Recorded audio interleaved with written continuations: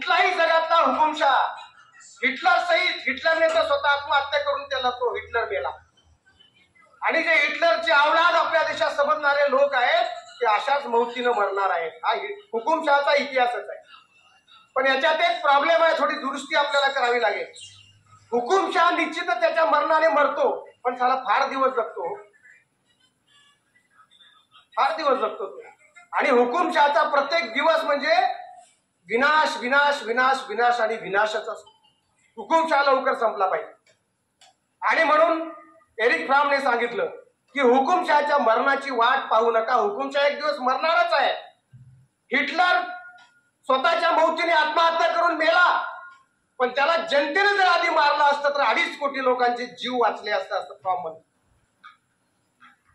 त्याच्या मरणाची वाट बघण्यापेक्षा म्हणून शिवाजी महाराज दिल्लीला गेले, औरंगजेब महाराष्ट्रात येईल त्याच्याशी लढावी हे करण्यापेक्षा मीच दिल्लीला जातो, आग्र्याला जमलं तर त्यालाच ठार मारून संभाजीला देशाचा शहेनशाह करतो ही शिवाजी महाराजांची संकल्पना आहे.